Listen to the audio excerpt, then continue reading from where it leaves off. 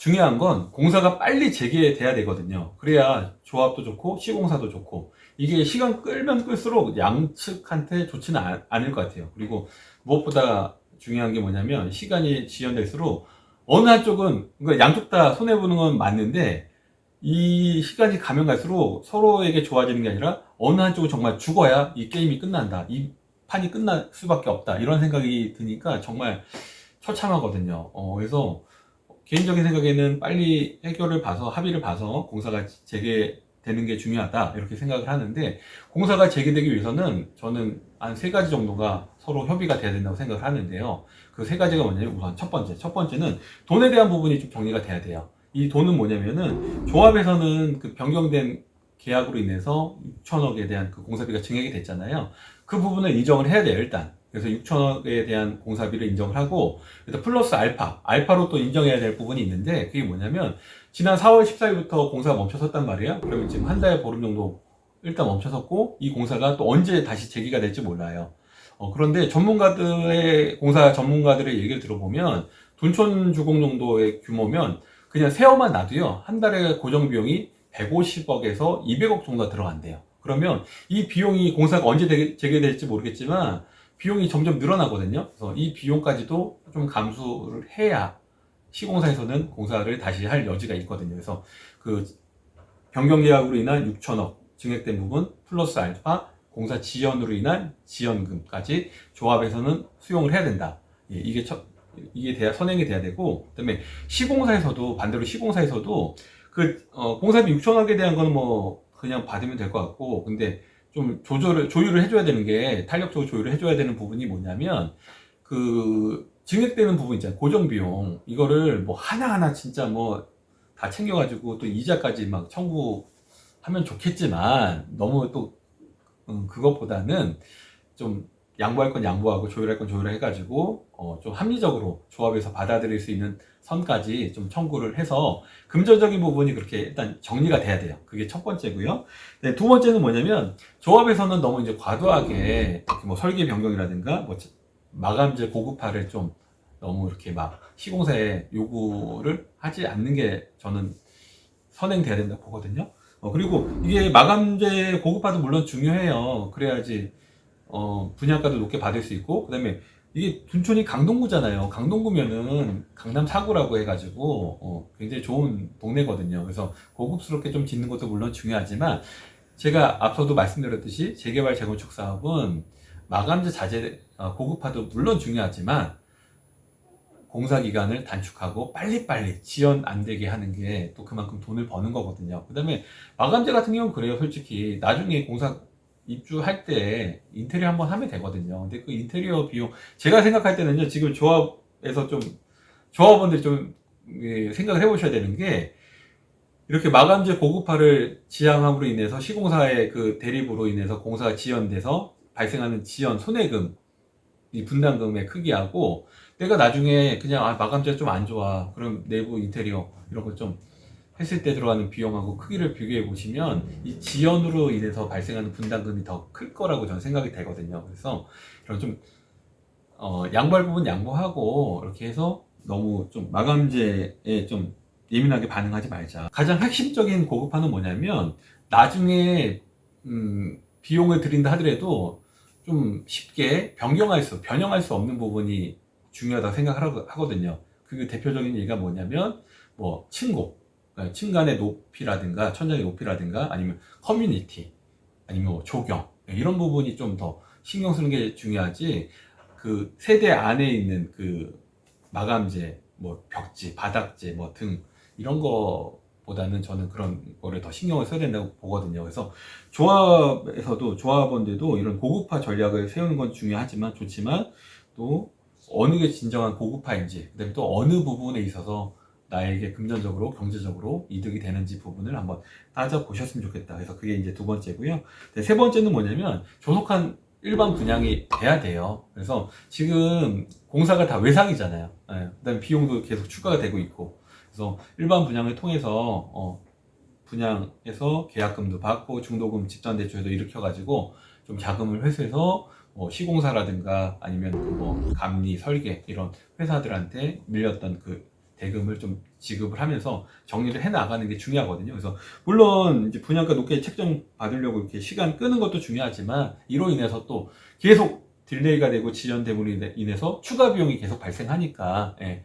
그러면 그 비용 분양가 나중에 결국 높게 뭐 시간 끌어서 높게 받았다 쳐요. 쳤는데 또 그만큼 비례해서 추가 비용도 들어간다 하면 결코 남는 장사는 아닐 것 같거든요. 그래서 적정선에 그냥 빨리 조속한 분양이 이루어졌으면 좋겠다. 그래서 이 세 가지가 선행돼야지만 둔촌주공 사태가 좀 일단락 되지 않을까, 예, 그런 생각이 듭니다.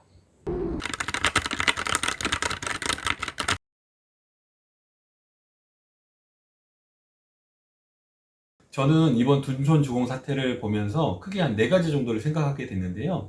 그 4가지가 뭐냐면, 우선 첫 번째, 정비사업, 그러니까 재개발과 재건축 사업은 아무리 순항한다 하더라도 꼭 시간이 지연될 수밖에 없겠구나, 이런 생각이 들었고요. 또 이렇게 시간이 지연되면 될수록 문제가 뭐냐면, 예정됐던 공급 물량이 차질이 생겨버리잖아요. 입주 시점이라든가 물량 공급이 차질이 생기기 때문에 이렇게 되면 결국 공급 부족으로 인해서 또 주택의 가격은 올라가겠다, 갈 수밖에 없겠구나, 이런 생각을 갖게 됐고요. 네, 두 번째는 뭐냐면, 서울 강동구, 그러니까 강동 지역 쪽, 강동구 포함해서 강동 쪽에 이제 전세난이 한동안은 좀 심각하겠구나, 이런 생각이 들었습니다. 왜냐면 강동 그 둔촌주공이 23년 내년 8월 달에 입주 예정이었잖아요. 그래서 그 조합원들이 한 6천 명 정도 되는데, 둔촌주공이 또 재밌는 게 뭐냐면 원주민들이 굉장히 그 재입주를 희망하는 입주율이 높았어요. 그래서 좀 연세 있으신 분들도 있었고, 예전부터 오랫동안 그 지역에 사셨던 분들이 많기 때문에 다시 아파트가 지어지면 나는 다시 그 새 아파트에 들어와야지, 이렇게 생각하시는 분들이 많았거든요. 그래서 그 원주민, 그러니까 입주민들이, 그 조합원들이 한 6천 세대 정도 됐는데요. 이 사람들이 이제 대부분 다 집을 사서 이주를 한 게 아니라 이제 뭐 전세라든가 월세 이렇게 임대를 얻어서 살다가 내년에 이제 입주를 해야지, 이렇게 생각을 했단 말이에요. 그래서 대부분 이제 임대 기간이 내년 이제 8월에서 12월 그 사이였는데, 이게 공사가 언제 끝날지 모르잖아요, 지금. 그래서 이 사람들이 이제 이 조합원들이 어떻게 이제 주거를 해결해야 되는지, 계약은 어떻게 연장을 해야 되는지, 이제 그런 게 있고, 또 원래는 이 사람들이 이제 새 아파트에 입주를 하고 이 물량이 전세든 월세든 그 임대 물량으로 나왔어야 되는데, 또 그 물량이 이제 안 나오게 생겼거든요. 그래서 한동안은 이 강동 쪽 지역은 임대 시장이 좀 힘들겠다, 가격이 좀 올라갈 수밖에 없고 또 물량 자체도 없겠구나, 이런 생각이 들었고, 그다음에 또 세 번째는 뭐냐면, 요즘 러시아 뭐 우크라이나 전쟁 그 원인도 가장 크겠지만 자재값이 너무 급격하게 상승했어요. 거기다가 인건비도 많이 상승을 해서 했고요.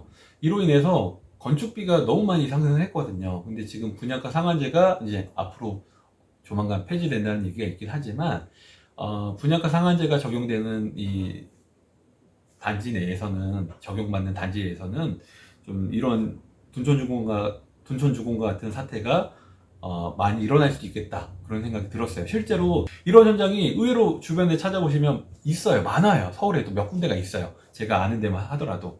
그럼 전국적으로 보면 이게 더 많을 거란 말이에요. 그래서 이렇게 급격하게 자재값은 올라가고 건축비는 올라갔는데, 분양가 상한제로 인해서 딱 분양할 수 있는 가격을 딱 정해 놓다 보니까 이로 인해서 조합과 시공사의 분쟁이 더 심해질 수밖에 없거든요. 건축비가 올라간 만큼 또 인건비가 올라간 만큼 분양가를 좀 자유롭게, 좀 탄력적으로 좀 정할 수 있게 해줘야 되는데, 이 부분이 안 되다 보니까 한동안은 분양가 상한제가 완전히 폐지되고 또 분양가 자율화가 좀 자리를 잡을 때까지는, 그다음에 좀 자재값이 좀 안정화될 때까지는 이런 분쟁이 계속 일어날 수도 있겠다, 예, 그런 생각이 들었고요. 네, 마지막 네 번째는 뭐냐면, 좀 전에도 말씀드렸듯이 분양가 상한제, 이게 참 문제가 많아요. 그래서 분양가 상한제에 대한 그 합리적인 재고, 분양가에 대한 재고가 필요하다, 이런 생각이 들었는데, 물론 분양가 상한제 그 도입 취지는 좋아요. 그 시공사라든가 조합의 폭리 취하는 걸 좀 막고 적절하게 이제 분양가를 책정을 해가지고 일반 분양도 하고 이렇게 두루두루 뭐 다 같이 좋게 하자, 뭐 이런 내용이었는데, 결국은 이걸로 인해서 노또 분양이 생긴 거잖아요. 조합원들이 가져가야 할 부분, 시공사가 가져가야 할 부분을 일정 부분 포기를 하고 양보를 해서 분양가가 책정이 됐기 때문에, 그거를 일반 분양, 받는 분들이 다 오롯이 그 이익을 챙길 수 있는 구조가 돼버렸거든요. 그러니까 이거 어떻게 보면 역차별이 된 거거든요. 그래서 이런 것들이 좀 합리적으로 조율이 될 필요가 있다고 생각하던 찰나에 또 최근에 이제 분양가 상한제가 폐지된다는 소식이 이제 좀 들려오기 시작하고 있거든요. 그래서 이게 빨리 뭐 폐지가 되던 아니면은 뭐 폐지가 안 된다면 합리적으로 좀 분양가를 책정하는 게 좀 개선이 될 필요가 있지 않을까, 예, 그런 생각이 들었습니다. 그래서 둔촌주공 사태가 이제 그 지금 쭉 어떻게 진행되었고 또 왜 공사가 멈췄는지 그 원인과 그 이유, 그다음에 이 둔촌주공 사태로 인해서 우리 부동산 시장에 미치는 영향까지 한번 쭉 알아봤는데요. 결국은 돈이었던 것 같아요, 돈. 그래서 돈이 문제가 됐던 것 같은데, 잘 해결이 됐으면 좋겠고, 또 이렇게 또 분쟁이 일어나서, 이렇게 공급에 차질이 생기는 일이 좀 없었으면 합니다. 근데 이런 게 요즘 최근에 너무 이슈화되고, 또 둔촌용고 같은 경우는 워낙 대단지이고 메모드급이었기 때문에 여파가 크기 때문에 좀 이슈화돼서 언론에 자주 노출이 됐는데, 주변에 찾아보면 노출만 안 됐을 뿐이지 이런 문제를 갖고 있는 현장들이 너무 많거든요. 그래서 조속하게 좀 분양가 상한제라든가 합리적인 분양가 책정, 그다음에 청약 제도 이런 것도 좀 개선을 해가지고 잘 정리해서 원만하게 주택 시장이 돌아갔으면 좋겠습니다. 오늘 영상은 여기까지입니다. 도움이 되셨다면 좋아요, 구독, 알림 설정 부탁드리겠습니다. 여러분 감사합니다.